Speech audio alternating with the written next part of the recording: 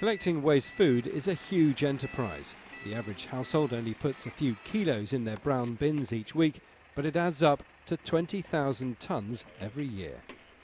At the moment it's turned into compost near Castle Carey, but that process uses electricity to heat the stuff up.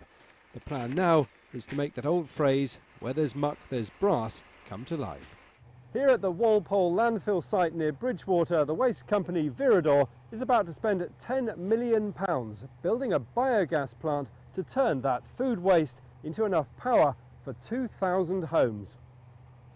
The partnership of councils that collects our waste has come up to March in Cambridgeshire to see the type of plant they'll be using. The perfect guess, they've brought a consignment of foul-smelling, rotting food with them. This is the food waste that people have thrown away in Bridgwater over the past couple of days. It's come up here to Cambridgeshire to see how the system copes with the starch bags that people use to put their food waste in.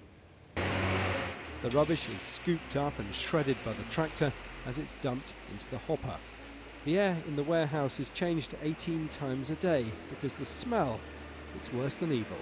But Waste Partnership boss Steve Reed has the smell of profits for taxpayers in his nostrils. Well, we're going to be generating electricity which can go into the national grid. We have the potential of using the gas in the future, either directly injecting it into the national gas grid or even using it to run some of our vehicles. So it's extremely exciting because this material has an energy value, and this process liberates that energy in a way that we can use back in a household way or in the way that we collect the material. The shredded food is dropped into a tank where water's added. The foul-smelling gloop is then pumped into a digester tank which acts as a giant stomach.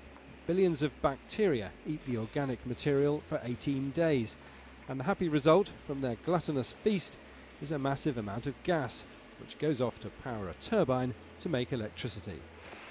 Unlike much energy creation, it's difficult to find opponents to biogas. No, anaerobic digestion is, it almost ticks every box for renewable energy.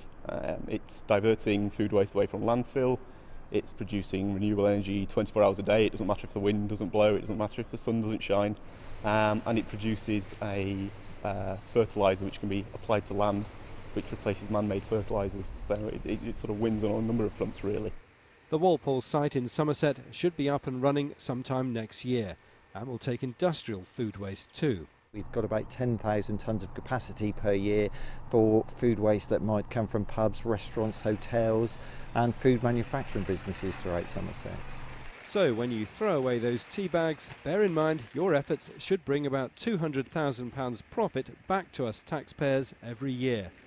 Now all we've got to do is stop throwing so much good food out with the bad.